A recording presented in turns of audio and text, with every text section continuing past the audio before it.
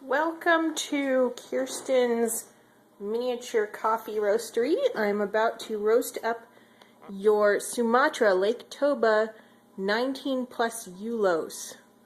It is a special selection of large beans from Lintong with notes of cedar, pine bark, sweet tobacco, blackberry sage, thyme, and leather in the finish.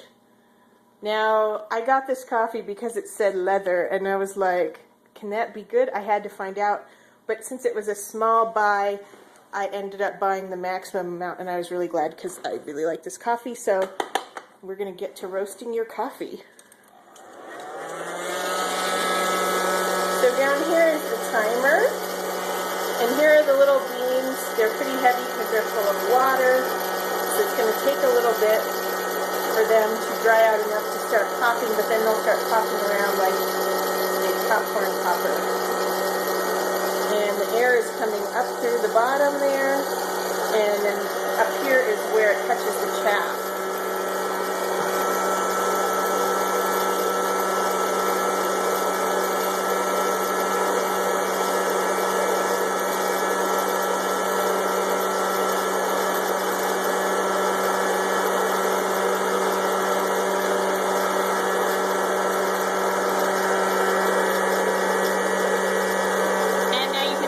Beans are starting to get a little bit livelier.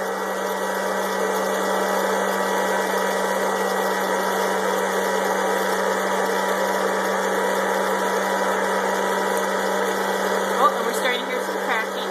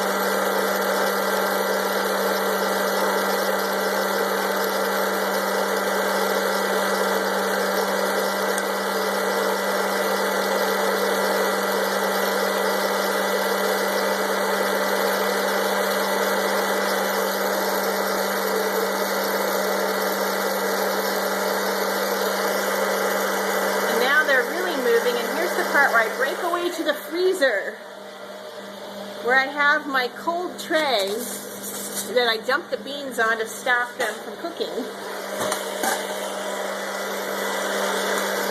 And now they're looking like actual coffee beans now.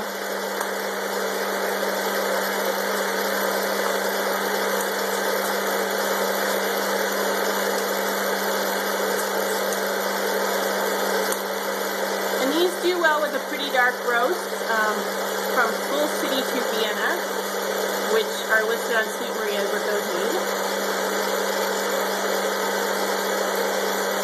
I think Vienna is right before an espresso roast. And now I'm going to shut off the timer here. And we're going to skip the cool down blend because that's baloney. And then I have to put this down while I dump the beans. Oops. And here are our beans. They're smoking a little bit. That's a little darker than I would normally do it, but I think most people like it darker than I do normally. So there they are on our cool tray. And we're going to throw these back in the freezer.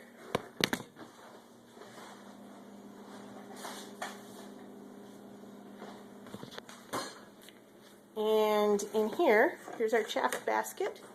This is one of the reasons I like Sumatra. There is very little chaff here. It makes it not a mess, so that's nice. I'm going to do a Burundi for you guys, and that's going to be a big mess, but you probably won't see it because I only have a couple more minutes, I think, left of space on here. So, there is your Sumatra Lake Toba 19 plus Eulos, also known as house blend here in my house right now. Okay, here we have two batches of the Sumatra. On the left is the one you saw roasted, and it's a little bit darker, largely because I was trying to make a video and wasn't paying too much attention. On the right is how I usually roast it, although I was trying to get it as dark as the left, but without burning it, but I was a little overcautious this time. So what I'm going to do with these is mix them together. It's the same coffee, two different roast levels, so you're going to get a blend of both of these. And after I do that, we'll go roast up your Burundi. So unfortunately, I don't really know how to focus my phone when used as a video camera, but I wanted to show you these two different beans. The one on the right is the Sumatra that we just roasted, and the one on the left, you can kind of see it's a lot smaller. It's maybe almost half the size. That is the Burundi that we're about to roast. And I have those all up in our carafe.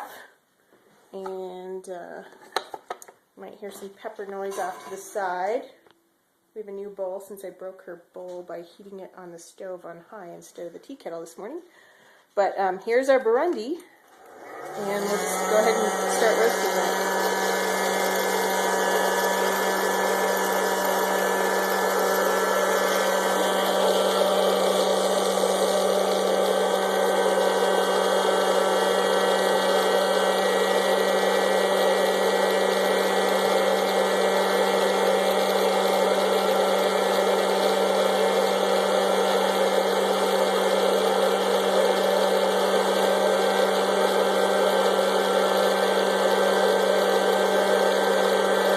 These are smaller to start with, which means they're lighter to start with, which is why we are already having them popping around like little jumping beans.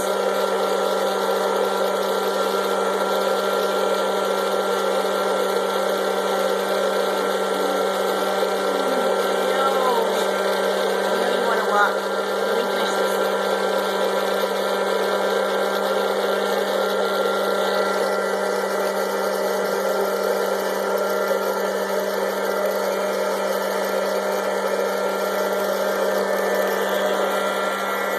Try and keep showing that while I go to the freezer this time.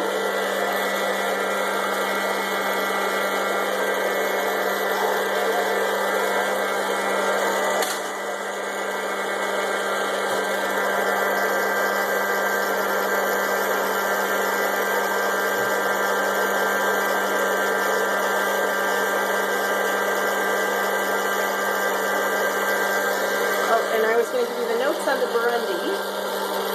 This is kind of a dangerous coffee. It's the height of excitement in coffee.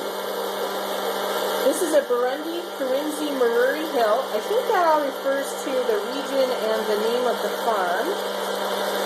The cup has notes of dried fruit, sarsaparilla sweetness, and golden raisin. Now I was turned off by the raisin part, but it said sarsaparilla, which is like root beer, so I had to try that. It is balanced yet bright with tamarind notes as it cools. I don't really know what that means. But this has been maybe the best cup of coffee I've ever made. But the reason I like to call it a dangerous coffee is because lots of the Burundi can suffer from what is known as a potato leaf defect. And that is basically a bacterial infection of the bean. I'm going to put this down while I dump it. And you can't tell until after it's roasted and you've made coffee. So, and it won't make you sick or anything, but very occasionally if you get a single bean in your roast or in your pot that has this defect, it will taste like crap. So, I'm telling you this because A, don't make this pot of coffee when you are like, if it's your last coffee. Don't save this as your emergency coffee because it could suck. It probably won't. It'll probably be delicious, but it could suck. And B, don't mix it with the Sumatra unless you have like little odds and ends, which I'll try not to do to you. But don't mix it with the Sumatra, because then if this sucks, then it'll make that suck too. So there is your Burundi. So here are 2 batches of the Burundi, and I did a little bit better job of color matching left and right, although the left is slightly darker, but these match pretty well, which makes me happy. So you'll have one roast of the Burundi.